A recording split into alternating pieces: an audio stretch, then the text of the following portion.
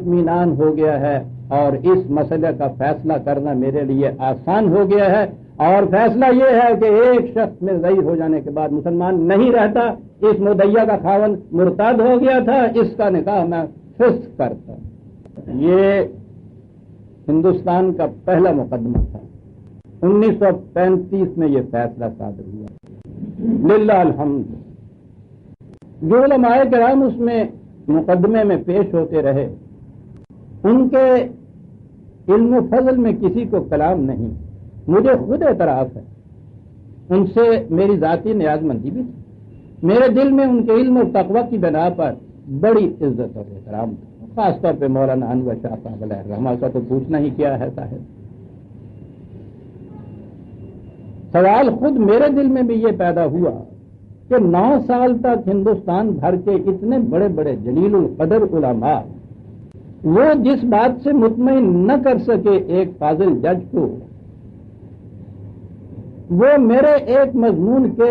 ضمنی سے اقتباسات سے انہیں کتنا مطمئن کیا۔ تو وہ بات کیا تھی؟ وہ بات یہ تھی کہ میں نے اس مضمون میں خالص قرآن کریم کی روشنی میں نبوت کی کا مقام اور نبی کی ڈیفینیشن دی۔ بات سامنے آ گئی کہ جب خارج از قرآن آپ بحث ان سے شروع کریں گے، 9 سال نہیں، جیسا کہ اب کہا جا رہا ہے 90 سال کا یہ مسئلہ جو ہے بھنور میں پھنسی ہوئی لکڑی کی طرح ایک ہی جگہ گردش کرتا ہوا چلا آ رہا ہے، ایک قدم آگے نہیں بڑھا۔ اور یہ چیز جو میں نے کہی ہے کچھ اپنے لیے بطور فخر کے نہیں کہی، قرآن کریم کی عظمت بیان کرنے کے لیے کہی۔ اگر قرآن کریم توحید باری تعالی اور ختم نبوت حضور رسالت مآب کی صلی اللہ علیہ وسلم اس میں بھی ایک حتمی اور یقینی اور آخری فیصلہ نہیں دیتا ہے، تو پھر وہ کسی بھی بنیادی اصول اور اعتقاد کا فیصلہ نہیں دیتا ہے۔ کوئی بات ہے کہ ایک ایسی چیز کے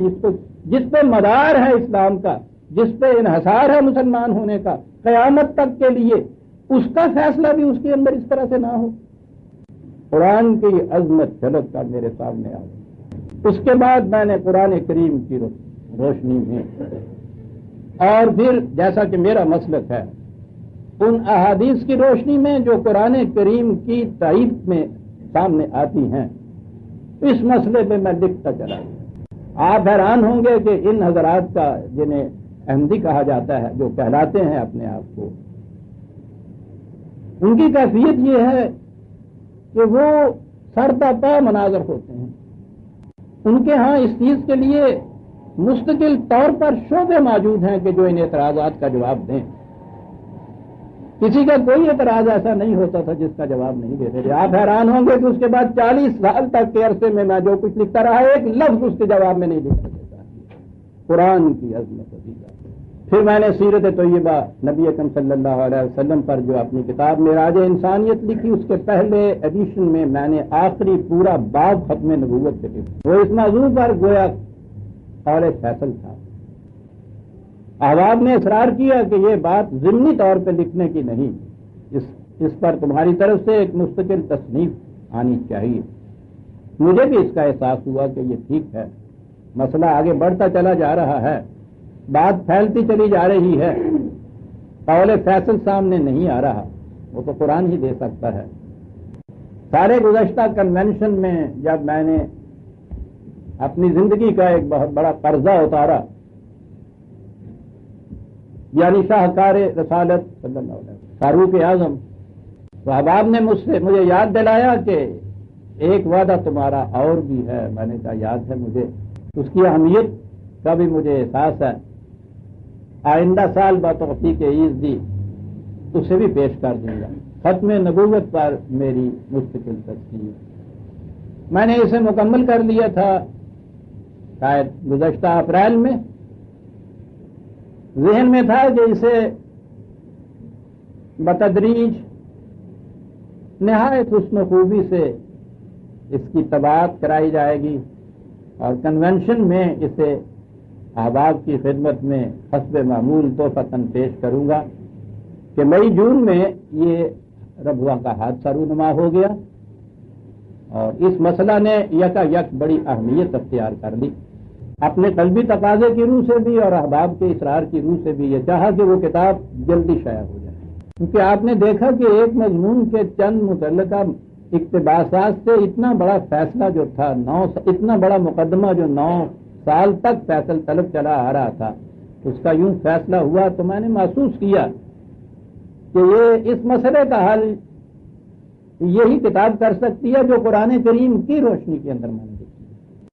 کتاب پریس میں بھی چلی گئی تھی کہ شروع جولائی میں قانونی پابندی عائد ہو گئی کہ اس مسئلے پر کوئی چیز نہ تباہ ہو سکتی ہے نہ شائع ہو سکتی ہے۔ کتاب کی طباعت اور اشاعت روک دینی پڑی، جس کا مجھے بڑا صدمہ اس لیے ہوا کہ میں دیکھ رہا تھا کہ یہ پارلیمان کی جو کمیٹی اس مسئلے کو زیر بحث لائی ہوئی تھی،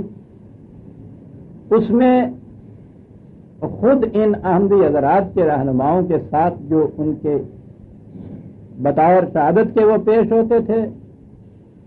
اور ان کے ساتھ جو بحث ہوتی تھی، غالباً 9-10 دن تک وہ رہی مرزا ناصر احمد کے ساتھ، 9-10 گھنٹے تک وہ چلتی تھی، اسی طرح سے لاہوری جماعت کے ساتھ بھی، اور مجھے رہ کے یہ بات آ رہی تھی کہ ایک کاش یہ کتاب کہیں شائع ہو چکی ہوتی، تو اس میں نہ 3 مہینے کا وقفہ لگتا، نہ ایک دن میں 9 گھنٹے کی بحث کی ضرورت پڑتی۔ بات تو بڑی صاف ہے، بات تو بڑی مختصر ہے، لیکن وہ پابندی ہر ماہ بڑھتی چلی گئی، وہ اس وقت تک پابندی جاری، لیکن بہرحال سفینہ جب کے کنارے پہ آ لگا غالب،